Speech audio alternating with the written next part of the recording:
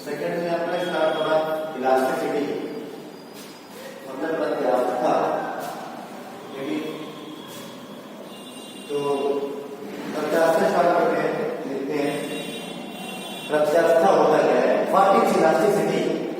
तो प्रत्यास्थता का मतलब होता है किसी वस्तु का वह होता है जिस पर कोई बेरुखा बल लगाने पर वह अपने स्थिति परिवर्तन आकार अथवा आकार और आकृति में होने वाले परिवर्तन का विरोध करता है। वस्तु के उसी भौतिक गुण को प्रत्यास्थता कहते हैं। देखिए हमने इसकी डेफिनेशन कि प्रत्यास्थता किसी वस्तु का वह भौतिक गुण है जिस पर विरूपण बल लगाने पर वह अपने आकार और आकृति में होने वाले परिवर्तन का विरोध करता है। वस्तु के या पदार्थ के इस गुण को हम कहते हैं प्रत्यास्थता, इलास्टिसिटी कहते हैं। अब देखिए समझते हैं इलास्टिसिटी होता है। तो elasticity is a physical property of a body. Elasticity is a physical property of a body which allows to change its configuration to apply the deforming force. मतलब विरूपण बल के लगाने पर वह अपने कॉन्फिगरेशन आकार और आकृति में होने वाले परिवर्तन का विरोध करती है। वस्तु के इसी गुण को क्या कहते हैं, इलास्टिसिटी, प्रत्यास्थता। क्लियर। अब देखिए प्रत्यास्थता कुछ नहीं मतलब केवल एक भौतिक गुण है वस्तु का। अब आते हैं कि प्रत्यास्थता के बिहार पर हम वस्तु को तीन भागों में बांटते हैं। प्रत्यास्थता के आधार पर वस्तु को तीन भागों में डिवाइड करेंगे। जैसे पहला परफेक्टली इलास्टिक वस्तु, पूर्णतः प्रत्यास्थ वस्तु को कह सकते हो। तो पूर्णतः प्रत्यास्थ वस्तुओं का मतलब होगा वे वस्तुएं जिन पर कोई विरूपण बल लगाने पर और विरूपण को हटा देगा वो अपने ओरिजिनल साइज और शेप को गेन कर लेते हैं, अपने पूर्व आकार और आकृति में वापस आ जाते हैं। तो इन वस्तुओं को हम कहते हैं पूर्ण प्रत्यास्थ वस्तुएं। इनके सामने से क्वार्टज वस्तु है, बट ब्रह्मांड में कोई पूरे के पूरे मतलब यूनिवर्स में ऐसा कोई वस्तु नहीं है जो पूर्णतः प्रत्यास्थ हो। बट क्वार्टज काफी हद तक फॉलो करता है, इसलिए क्वार्टज को मान लेते हैं कि ये पूर्ण प्रत्यास्थ है।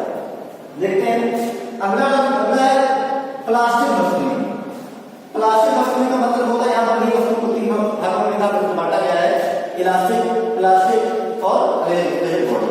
प्लास्टिक का मतलब जिन पर विरूपण बल लगे और विरूपण बल हटा दे तो अपने ओरिजिनल साइज और शेप में कभी नहीं आता। जैसे गीली मिट्टी, मोम, कीचड़, वालुटी, इन सबको माना जाता है प्लास्टिक वस्तुएं। इसमें इलास्टिसिटी की प्रॉपर्टी जीरो होती है। अगला है रिजिड बॉडी।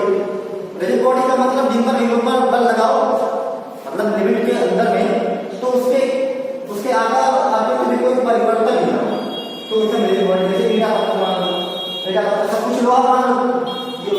अब देखिए इसका क्या है, लिमिट ऑफ इलास्टिसिटी, प्रत्यास्थता की सीमा। ये क्या होता है, लिमिट ऑफ इलास्टिसिटी। तो किसी वस्तु पर आवर्त विरूपण बल का वह मान जिसको हटा देने पर वस्तु में प्रत्यास्थता का गुण बना रहता है। विरूपण बल के उसी विशेष मान को हम कहते हैं उस पदार्थ की, उस वस्तु की प्रत्यास्थता की सीमा होती है। अब उससे विरूपण बल से ज्यादा हमने अप्लाई कर दिया विरूपण बल, तो क्या होगा, वो उसके आकार और आकृति में परिवर्तन हो जाएगा और वो अपने ओरिजिनल साइज को, आकार को गेन नहीं कर पाएगी, मतलब वो स्थिति में वापस नहीं आ पाएगी। तो ये हो गया हमारा लिमिट ऑफ इलास्टिसिटी। अब देखिए नेक्स्ट टॉपिक में प्रतिबल, स्ट्रेस क्या होता है, प्रतिबल क्या होता है। तो इसका सबसे सिंपल डेफिनेशन है कि किसी वस्तु के एकांक क्षेत्रफल पर लगने वाले आंतरिक प्रतिक्रिया पर कोई हम कहते हैं प्रतिबल कहते हैं, स्ट्रेस कहते हैं। Stress is equal to force upon A. तो यहाँ पर देखना मतलब देखिए आपके बराबर एंगल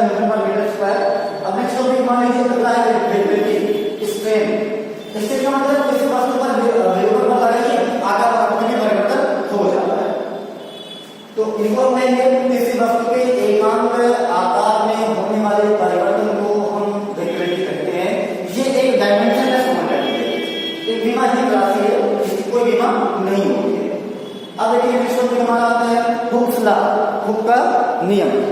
तो देखते हैं हुक का नियम क्या होता है। हुक का नियम का मतलब है limit, with in the limit of elasticity, with in the limit of elasticity. इनका मतलब है प्रत्यास्थता की सीमा के अंदर, प्रत्यास्थता की सीमा के अंदर किसी वस्तु पर आरोपित प्रतिबल या लगने वाला प्रतिबल तथा उससे उस वस्तु में होने वाले विकृति के अनुपात को, विकृति के अनुपात से नाम रहता है, इसे हुक का नियम है। देखिए हुक का मतलब है within the limit of elasticity the ratio of stress to the strain remains constant, this is known as elastic constant, this is known as elastic constant. मतलब हम ये कह सकते हैं कि किसी वस्तु पर प्रत्यास्थता की सीमा के अंदर में लगा प्रतिबल और विकृति का अनुपात नियतांक होता है, जिसे प्रत्यास्थता गुणांक कहते हैं, जिसे प्रत्यास्थता गुणांक कहते हैं, इलास्टिक कांस्टेंट कहते हैं, इलास्टिक मॉडुलस कहते हैं। अब देखिए इनके आंसर अलग होने जाता है यंग मॉडुलस, मतलब यंग प्रत्यास्थता गुणांक। ये क्या होता है? यंग प्रत्यास्थता गुणांक का मतलब ये होता है किसी वस्तु के किसी वस्तु पर लगने वाले अनवैध प्रतिबल, अनवैध प्रतिबल तथा उसमें होने वाले अनवैध विकृति के अनुपात को हम यंग प्रत्यास्थता गुणांक कहते हैं। अब देखिए अनवैध प्रतिबल और अनवैध विकृति क्या है। जैसे मान लीजिए एक तार है, तार अगर तार रेखीय है, मतलब तार की लंबाई ज्यादा है, क्रॉस सेक्शन एरिया कम है, तो इस पर जो नॉर्मल रिएक्शन लगेगा, तो मान लीजिए कोई वेट सस्पेंड कर दे रहे हैं, कोई भार लटका दे रहे हैं, तो इस पर इन पर इलेक्ट्रॉन रिएक्शन फोर्स लगेगा। तो उसी आंतरिक प्रतिक्रिया बल जो इनको वेट को रेजिस्ट करेगा, अब उसी आंतरिक प्रतिक्रिया बल को अनवैध प्रतिबल कहेंगे। अनवैध प्रतिबल और अनवैध विकृति, अनवैध विकृति का मतलब ये हो जाएगा इनका अगर वेट सस्पेंड कर देंगे तो लंबाई थोड़ा वृद्धि हो जाएगी। ये लंबाई मान लीजिए डेल्टा बढ़ गई, तो लंबाई तो बढ़ी है और ओरिजिनल लंबाई। अब देखिए तो यहाँ पर होगा ना अनवैध विकृति डेल्टा एल अपॉन एल, ये इसे कहेंगे अनवैध विकृति, मतलब लंबाई में वृद्धि हो और ओरिजिनल लंबाई का अनुपात होगा, वही अनवैध विकृति है। और दोनों का अनुपात बदल जाएगा, लेकिन प्रत्यास्थता लंबाई बराबर है upon A upon delta L upon L, दोनों दिन में आ जाएगा। आगे देखिएगा क्वेश्चन होता है कि रबर स्टील की अपेक्षा अधिक प्रत्यास्थ होता है। रबर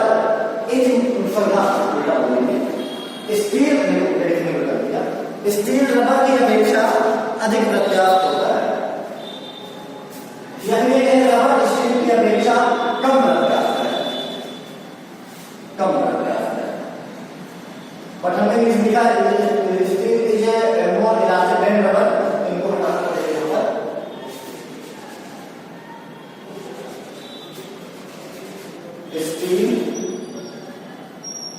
स्टील रबर की अपेक्षा, रबर की अपेक्षा अधिक प्रत्यास्थ है। मतलब स्टील की मोर इलास्टिक देन रबर, मेरा मतलब है रबर का स्टील का तार है और एक रबर का तार है, दोनों में प्रत्यास्थता किसमें ज्यादा होगी? या स्टील का की है रबर की है तो मेरा इलास्टिक देखो, तो उसमें अब लोग लगा कि रबर की जो बोल होती है, रबर की बेल होती है, वो ज्यादा इलास्टिक होती है, तो गलत है।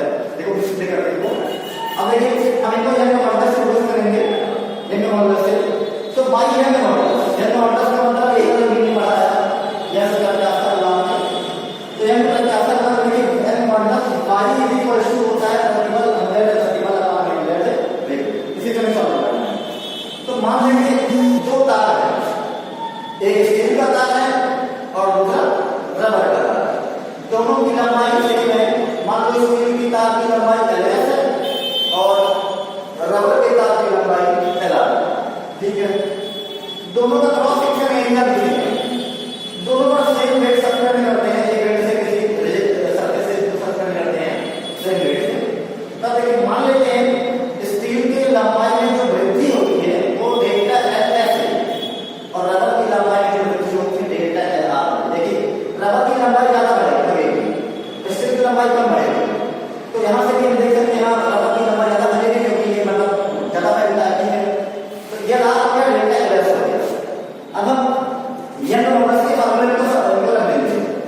YF modulus, YF is equal to प्रतिबल अपॉन विकृति।